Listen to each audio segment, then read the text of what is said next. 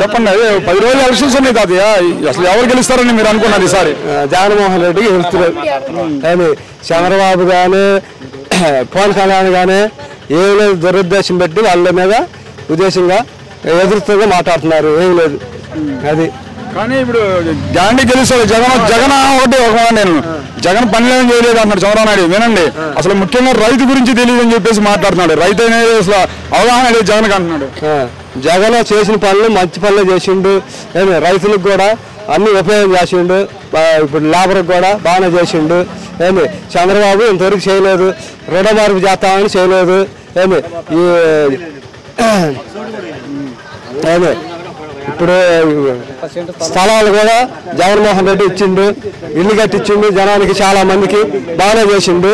ఏమి కానీ ఈ పవన్ కళ్యాణ్ కానీ చంద్రబాబు కానీ ఎవరు ఏది చేయలేదు.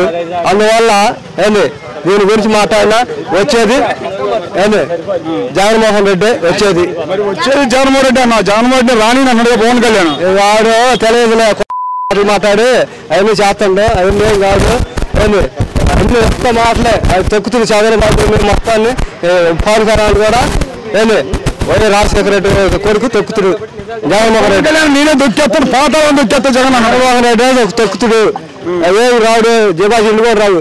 అది మరి పవన్ కళ్యాణ్ అంటున్నాడు కదా తాతయ్య, వైసీపీ కొరకల్లారా అంటున్నాడు, వైసీపీ చెప్పులో కొడతాడు అంటున్నాడు కదా.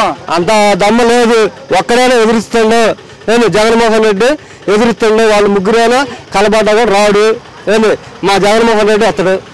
అది చెల్లెలు అంటే చెల్లెలు తెలియక అది కాంగ్రెస్లో పోయింది. ఏమి చెల్లెలు అయినా అన్నైనా రేపు పొద్దున వాళ్ళు ఒకటవుతారు. ఏమి ఎక్కువ మాటలు మాట్లాడినా అది బాగోదు. అది